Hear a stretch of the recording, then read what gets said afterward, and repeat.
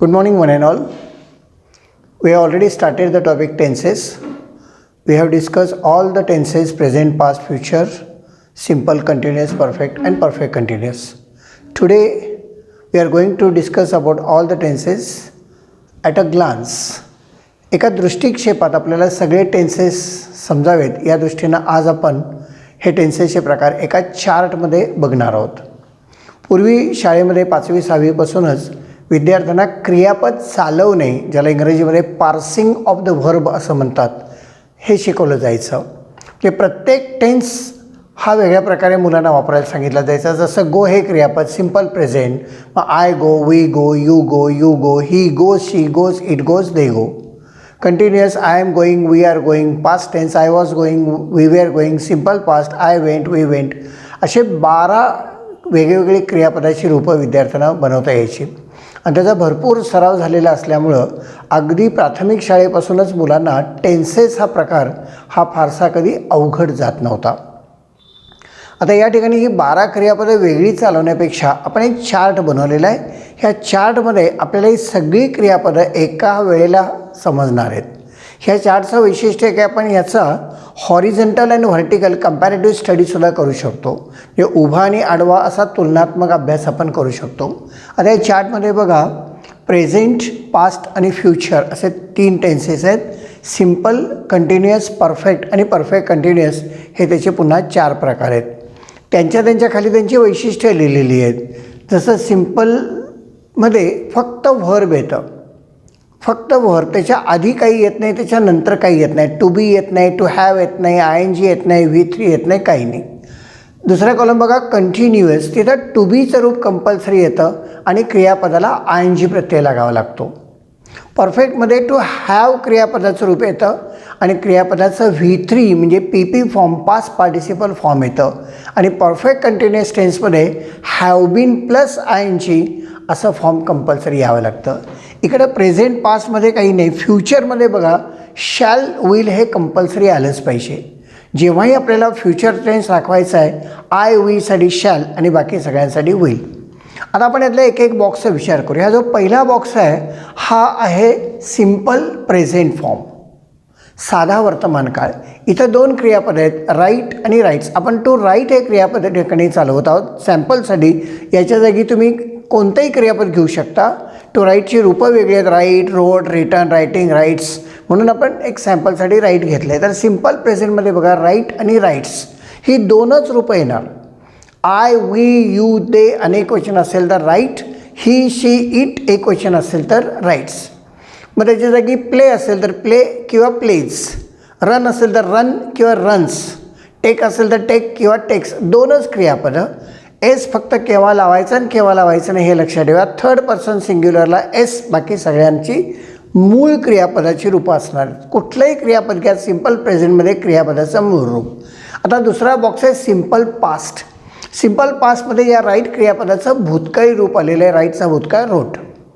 प्रत्येक क्रियापदाला त्याचा स्वतःचा भूतकाळ असतोच आणि शक्यतो सर्व क्रियापदांना एक आणि एकच one and only past tense form असतो.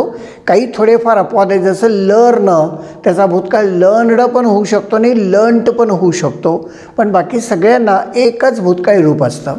आणि सिम्पल पास्टमध्ये जेव्हा भूतकाळ वापरायचं आहे, जे क्रियापद असेल त्याचं भूतकाळ, जसं इथं राईटचा रोट आलेला आहे, come, came, take, took, give, gave, play, played, work, worked, simple past. आणि एकच फॉर्म आहे. सिम्पल प्रेझेंटपेक्षा सिम्पल पास्ट सोपा काय आहे, सिम्पल प्रेझेंटमध्ये एस कधी लावायचं नाही, कधी लावायचं हे कळणं महत्त्वाचं आहे. सिम्पल पास्टमध्ये नाही, कुठलंही क्रियापद येऊ दे त्याचं स्वतःचं भूतकाळी रूप. आणि फक्त क्रियापद त्याच्यापूर्वी हॅव नाही, हॅड नाही, वॉज नाही, वेअर नाही, काही नाही.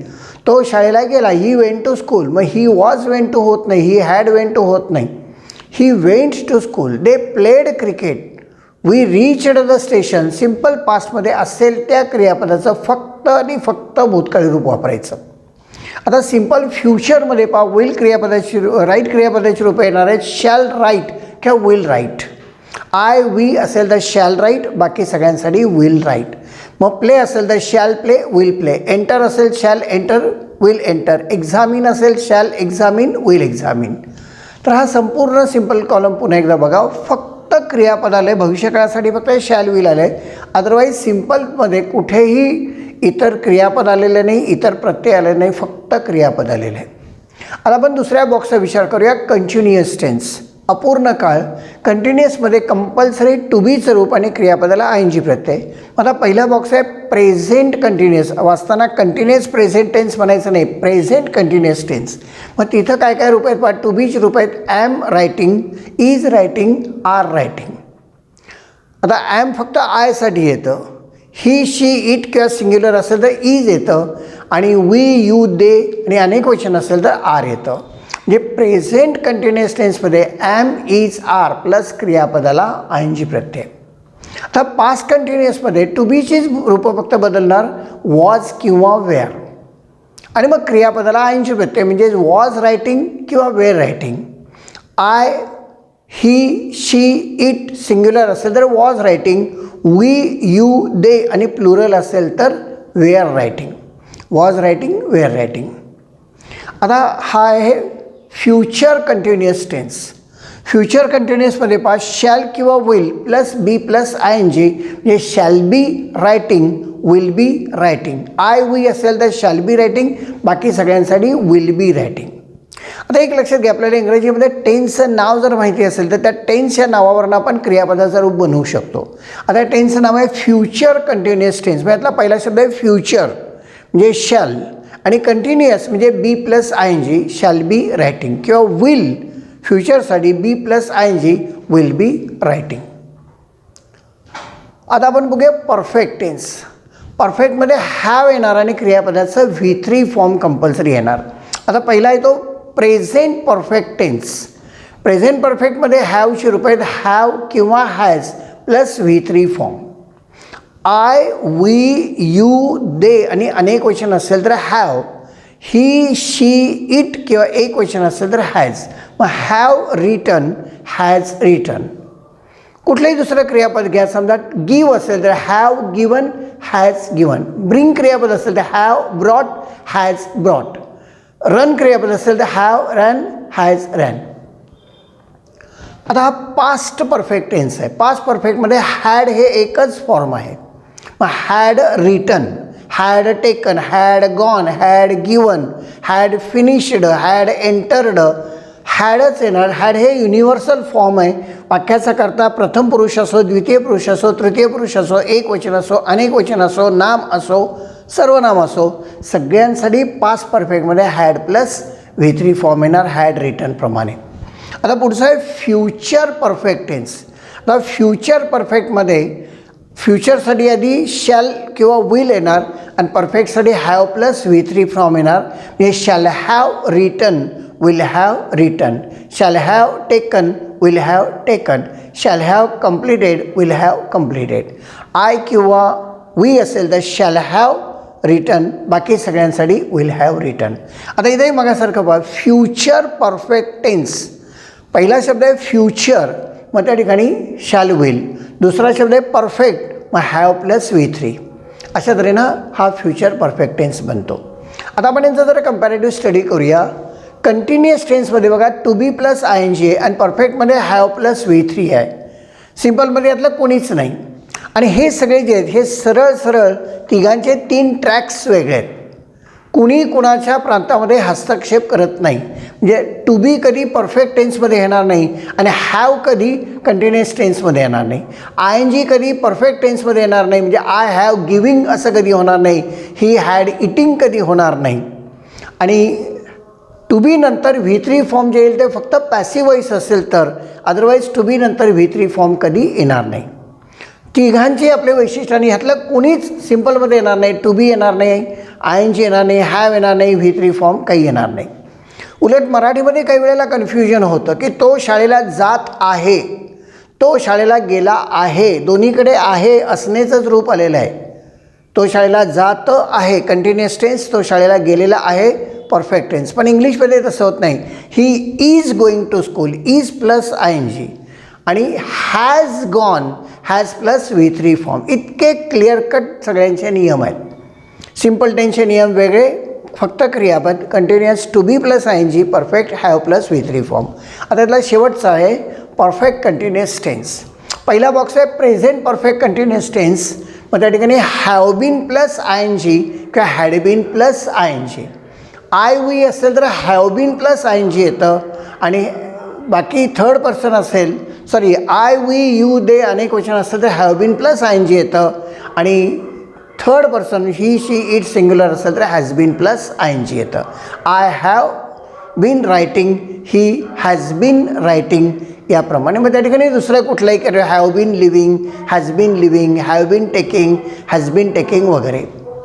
पास्ट परफेक्ट कंटिन्युअस टेन्समध्ये had been plus I N G, had been plus I N G, I had been going, we had been taking, they had been writing या प्रकारे.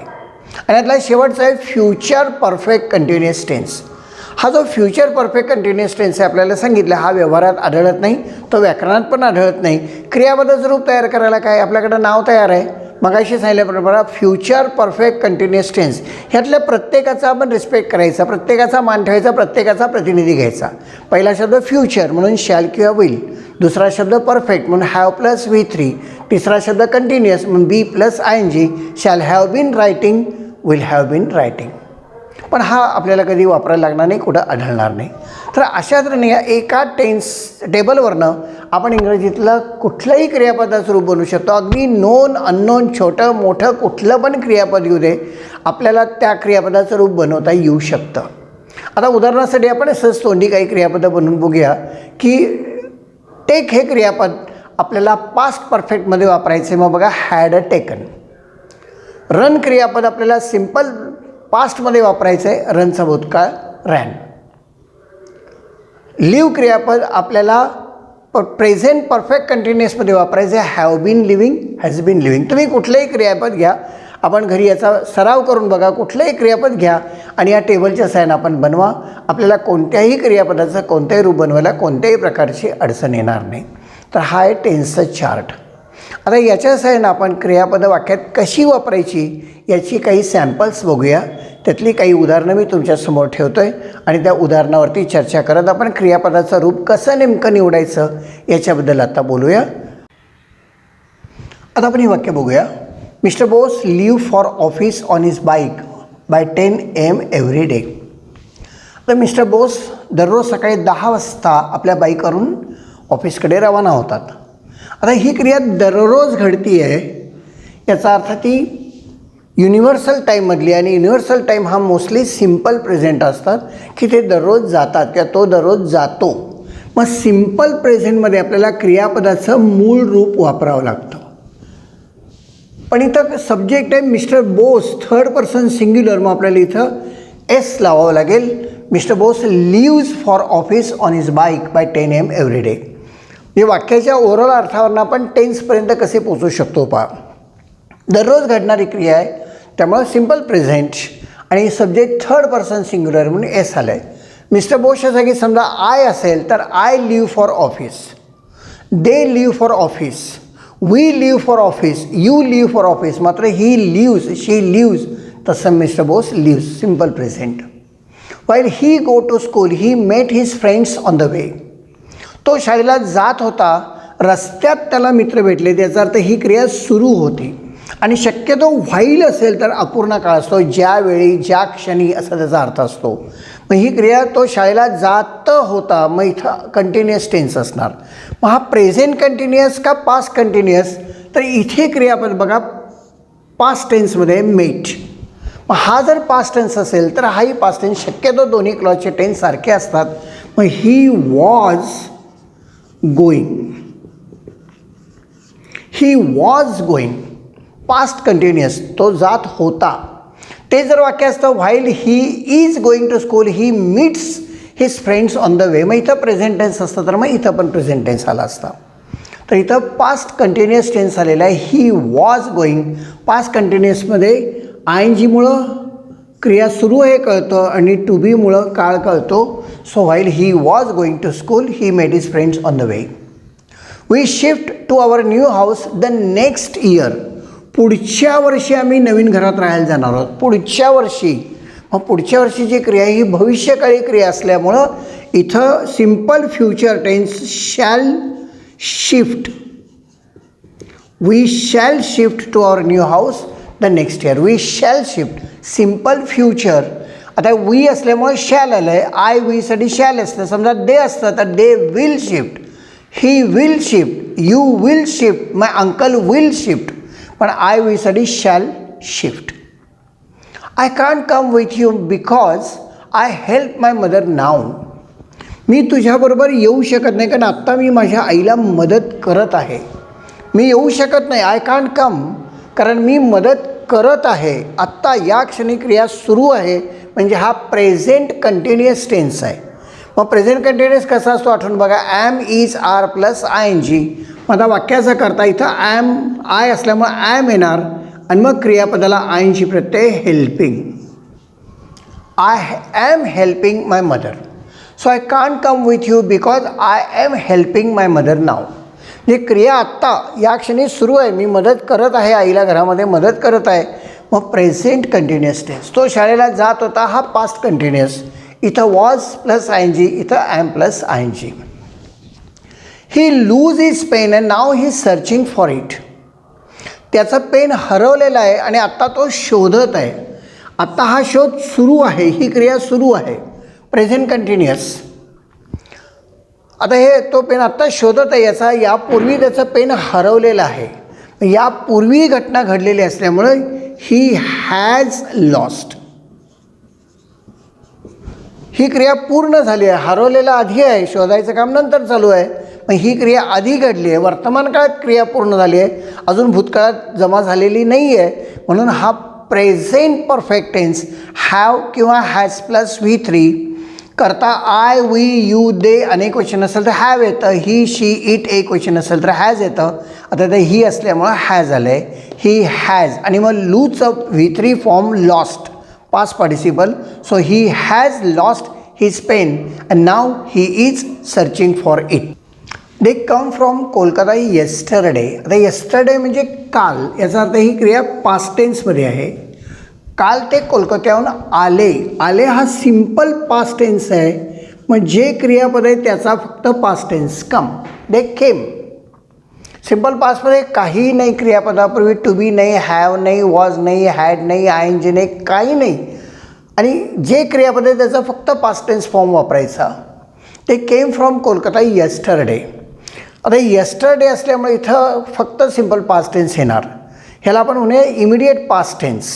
Yesterday, last evening, last night, last week, last month, last year असं जेव्हा असेल तेव्हा फक्त simple past असं होतं की दे हॅड कम. किंवा समजा मी काल कोल्हापूरला गेलो होतो. I had gone to Kolhapur असं कधी होत नाही. आणि आपल्याला माहिती आहे पास्ट परफेक्ट हा एका सिंगल वाक्यात कधी येत नाही. किमान 2 क्लॉज असावे लागतात. You write your last exam paper by this time tomorrow. उद्या या वेळेला. ते क्रिया भविष्यकाळातली आहे. ती यावेळेला सुरू असणं अभिप्रेत आहे. म्हणजे भविष्यकाळात ही क्रिया अपूर्ण असणार आहे की उद्या यावेळेला तुम्ही तुमच्या परीक्षेचा शेवटचा पेपर लिहित असाल. म्हणजे भविष्यकाळामध्ये क्रिया अपूर्ण असणं अपेक्षित आहे. मग विल किंवा शॅल. इथं यू असल्यामुळं विल आणि मग be plus I N G. Will be writing. You will be writing your last exam paper by this time tomorrow. उद्या यावेळेला ही क्रिया सुरू असणं अपेक्षित आहे. मग फ्युचर कंटिन्युअस टेन्स. फ्युचरसाठी विल, कंटिन्युअससाठी be plus I N G. You will be writing your last exam paper by this time tomorrow. You read this novel since 4 PM. 4 वाजल्यापासून तू ही कादंबरी वाचत बसलायस. 4 वाजल्यापासून. जेव्हा कालावधी दाखवण्यासाठी सिन्स किंवा फॉर येतं त्यास कंपल्सरी परफेक्ट कंटिन्युअस टेन्स असतोच. म्हणजे आता ही क्रिया कादंबरी तू वाचत आहेस. You have been reading. You have been present perfect continuous tense. Since किंवा फॉर आलं की प्रेझेंट परफेक्ट कंटिन्युअस टेन्स. की तू 4 वाजल्यापासून ही कादंबरी वाचत आलेला आहेस. You have been reading this novel since 4 PM. Before I went to his house he go to the gym. मी त्याच्या घरी जाण्यापूर्वी तो जिममध्ये गेलेला होता. आता मी त्याच्या घरी जाणं आणि तो जिममध्ये जाणं ह्या दोन्ही क्रिया एकदमच्या नाही आहेत. तो जिममध्ये आधी गेला आहे, मी नंतर पोचलो आहे. मग 2 भूतकाळापैकी जी क्रिया आधी घडते तिथं आपलं ठरलं आहे पास्ट परफेक्ट वापरायचा. Had gone. ही क्रिया नंतर घडली मग हा सिम्पल पास्ट, आणि ही क्रिया आधी घडली म्हणून हा पास्ट परफेक्ट. पास्ट परफेक्टसाठी अशा दोन तुलनात्मक क्रिया पाहिजे तरच पास्ट परफेक्ट वापरता येतो. इथं मी त्याच्या घरी पोचण्याची क्रिया नंतर घडली आहे, त्याची जाण्याची क्रिया आधी घडली आहे. Had plus V3 form. Before I went to his house he had gone to the gym. Kiran study in the school for 6 years before joining the college. आता फॉर 6 years आले, 6 वर्षांपासून, म्हणजे इथेही परफेक्ट कंटिन्युअस टेन्स येणार आहे, पण हा tense past tense आहे. कारण कॉलेजमध्ये दाखल होण्यापूर्वी तो 6 वर्ष आहे शाळेमध्ये शिकत आलेला होता. आत्ता तो शाळेत शिकत नाही, आता तो कॉलेजमध्ये आहे. पण कॉलेजमध्ये येण्याच्या 6 वर्ष आधी, म्हणजे भूतकाळातली ही पूर्ण क्रिया आहे. मग तिथं past perfect continuous tense had been studying. Present perfect कंटिन्युअसमध्ये एक पूर्ण क्रिया दाखवली असते, पण पास्टमध्ये ही क्रिया भूतकाळात आहे असे काही सूचक शब्द, एखादी फ्रेज, एखादा क्लॉज वाक्यामध्ये असतो, त्यावरून आपण समजू शकतो की ही क्रिया वर्तमान काळातली नाही, भूतकाळातली आहे. म्हणून पास्ट परफेक्ट कंटिन्युअस टेन्स. प्रेझेंटमध्ये हॅव बीन किंवा हॅज बीन प्लस ING येतं, आणि पास्ट परफेक्टमध्ये हॅड बीन प्लस ING येतं. अशा तऱ्हेनं आपण वेगळ्या प्रकारची क्रियापदं वाक्यात भरू शकतो. इव्हन आपण स्वतः वाक्य लिहिताना, बोलताना त्या ठिकाणी असा विचार करायचा की माझी ही क्रिया कुठल्या काळात अपेक्षित आहे, त्याप्रमाणे आपण त्या ठिकाणी काळ वापरायचा आहे. कारण काळाचा वापर वाक्यात चुकणं हे योग्य नाही, ते चुकीचं इंग्रजी ठरतं. आणि म्हणून काळ हा मुद्दा महत्त्वाचा आहे, त्याच्याकडं आपण कटाक्षानं लक्ष द्या. आणि सगळ्यात महत्त्वाचं म्हणजे आपण ह्याचा सराव करत राहा. हा टेन्स टॉपिक आपण 3 भागामध्ये या ठिकाणी पाहिलेला आहे. सध्या इथं थांबूया, पुन्हा यथावकाश त्याची आपण रिव्हिजन पण घेत राहूया. आता इथं आपण आजचा भाग संपवताना नेहमीप्रमाणे एक कोटेशन पाहूया की to the pessimist O is the last letter in zero, but to the optimist it is the first letter in opportunity. आशावादी आणि निराशावादी असे 2 प्रकारचे लोक असतात. आशावादी लोक नेहमी सकारात्मक बाजू बघतात आणि नकारात्मक असतात. निराशावादी माणसं ही नेहमी नकारात्मक बाजू बघतात. आपण नेहमी पॉझिटिव्ह असलं पाहिजे, आपण नेहमी ऑप्टिमिस्टिक असलं पाहिजे. एखाद्या माणसाला जर गुलाबाचं फूल दाखवलं तर एखादा म्हणेल की गुलाबाला काटे आहेत, आणि दुसरा म्हणेल काट्यावर गुलाब फुलतो. वाक्य तेच आहे, पण गुलाबाला काटे आहेत हे पेसिमिझम झालं, आणि काट्यावर गुलाब फुलतो हा ऑप्टिमिझम झालं. मंगेश पाडगावकरांच्या कवितेमध्ये एक पेला दिलेला आहे. पेला अर्धा भरला आहे असंही म्हणता येतं, पेला अर्धा सरला आहे असंही म्हणता येतं. आपण ठरवायचं की हा पेला अर्धा भरला आहे का अर्धा सरला आहे.